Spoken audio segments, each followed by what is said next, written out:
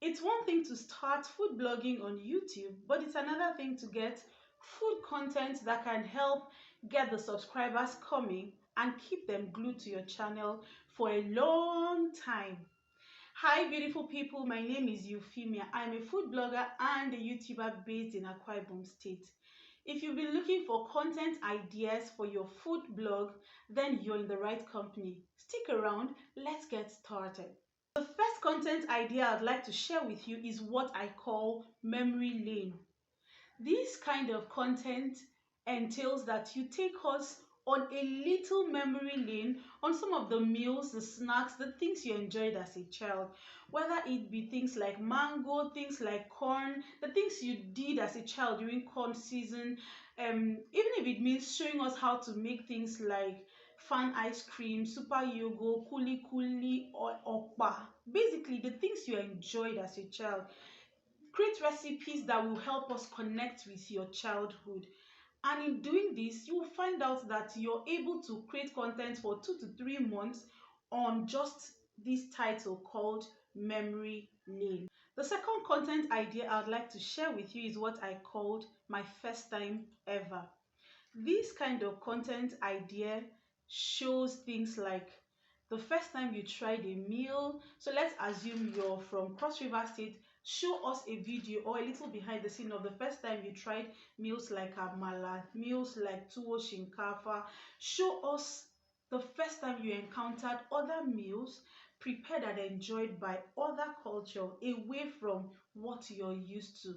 Tell us the things you liked about the meal and the things you somehow did not like about the meal. Just go all out, and guess what? In doing this, you may end up having content for 2 months, 3 months, whatever. The next content idea I would like to share with you is what I call my struggles. So you can do videos showing us the things you struggle with. Example, some food content creator or some food bloggers do not like things like going to the market, washing the plate, cleaning up after themselves after cooking. So show us some of these things you struggle with. Tell us how you manage, especially if you're a young food blogger, you're just starting out. Tell us how you struggle with these things and how you're just getting around with these things. And guess what? People love content that they can relate with. And the moment you start telling people the things you struggle with, guess what? People will know that you do not have the superpowers, but you're here to show them who you are as a human being. The next content idea I would like to share with you is what I call my tradition, my everything. So with this kind of content, you will have to show us the meals that are being served in special occasion where you come from, or in the locality where you're living presently, or the place where you visited. So example, if you're from Cross River State, tell us about meals that are being served during a traditional marriage. If somebody is getting married in Akwa Ibom State, there are some meals that are a must have. Example, afang soup, afia efere bod, ata efere tama, ekpan kukwo. Meals like that always show the visitors the rich culture of the people who are hosting the event. So showing us things like this will actually make us identify with what or with where you come from. Okay, you can also show us some of the meals that are compulsory in a burial event where you come from, or show us meals that are being served during a traditional festival of where you come from. Example, if you're from a place where they do things like yam festival, show us how the people enjoy their yam, the things they do, like basically the joy they share after harvesting their yam.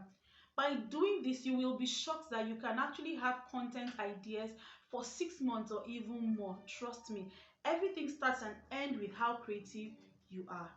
The next kind of content idea I'd like to share with you is what I call name and tell. So with this kind of content idea, you will bring meals, a particular kind of meal that is being cooked and enjoyed by 2 different tribes or 3 different tribes. You can try creating these meals just the way each tribe creates theirs. Then when you're done, you talk about the differences, the things you like and the things you do not like about the meals prepared by each tribe or culture. Example, in Nigeria, the people from Cross River State have what they call coconut rice. That's Cross River and Akwa Ibom State. Then the people from Delta State here in Nigeria also have what they call coconut rice. This coconut rice, prepared by both cultures, do not taste the same way. They are not being prepared the same way. And if you bring people from both cultures, they will tell you, oh, mine tastes better. The other person will say, mine tastes better. So you can create content showing these processes and telling us which you preferred, what you liked, and what you do not like about each meals as enjoyed by each culture. The same thing goes for jollof rice. You will agree that Nigerians have their jollof, Ghanaians, Senegalese also have their jollof rice. So you can create these meals just the way these people create their meals and tell us the difference, the things you enjoyed, the things you do not enjoy about these meals, and tell us if you will be trying this meal again or not. By doing this, you already have content lined up for your food blog. The next content idea I'd like to share with you is what I call series segment. With this kind of content idea, you will have to show us a series of how you do a particular thing. So you can come up and tell us, in the month of November, I'll be starting a series of how to make breakfast. So all through the month of November, you'll be showing us breakfast ideas, breakfast inspirations. You can also start a series called Egusi Soup series. So let's assume you have 15 ways of cooking egusi soup.